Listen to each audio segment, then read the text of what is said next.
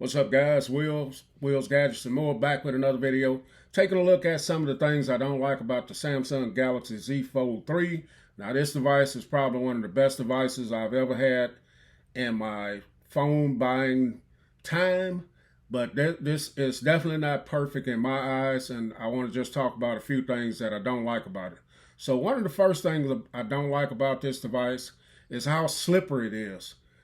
Without a case on it, it's going to be very slippery. You have to be extra careful every time you take it out of your pocket or pick it up because it's going to fall out of your hand. It's going to slip out. Even if you're sitting down, you get up, you don't realize it's at the edge of your pocket. It could possibly fall and break this device. So you may say, Will, if you know it's so slippery, why don't you buy yourself a stand or buy yourself a case to use with this?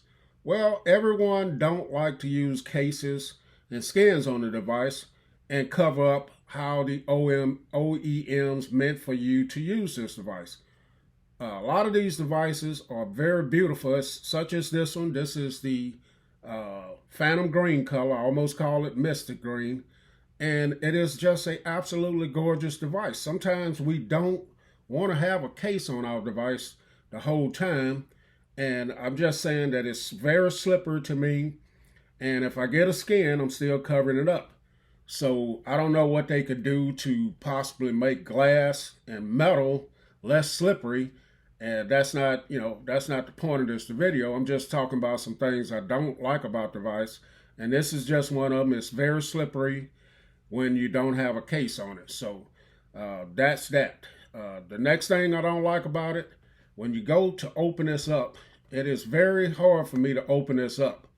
I don't know why. I don't have fingernails, so the struggle is real for me. Now, this doesn't have a slot like you have on your laptops, where you have a place to, where you can put your fingernail in there and get it open.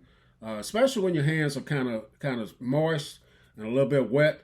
This thing is definitely hard to open up. Now, another thing about that, if I had a case on it, that will solve that as well. But like I said, I know tons of people that don't put cases on their phones, and they like to use them just like they came. So that is another thing I don't like so much about it. There's nowhere on here to actually grab it besides this is flush. So it's a little bit hard to grab it sometimes and open it up. So that is another thing I don't like about it. And another thing I don't like about this, and I intentionally didn't wipe this down, but you guys see this is the Phantom Green color, but it still picks up fingerprints all over the place on this, and especially this inside display. You're going to have some fingerprints galore on here. This is the screen protector that they put on here from the factory. You're going to always have to have yourself a microfiber cleaning cloth to keep this clean, but it is a fingerprint magnet, and even on the back of it as well.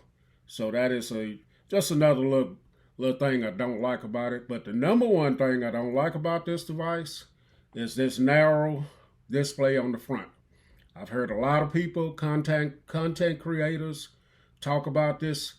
Samsung should have given us, well, I would say I would like for them to give us a little bit wider display here, because this display, now it's good if you want to go into your social media and kind of just browse a little bit and check things out. But I don't like watching YouTube videos on this display here on the front of it.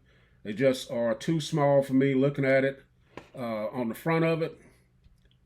So let's go here, and I'm going to bring up one of my videos, and I'll show you guys just how small this is looking at it. So here's one of my videos here. I'm going to go ahead and turn the volume down. But just look how small this little box is here at the top. That is so tiny right there. And if you go ahead and expand it, then it has this weird look like this. So this outside, just look at that, man. It's kind of weird looking if you expand it.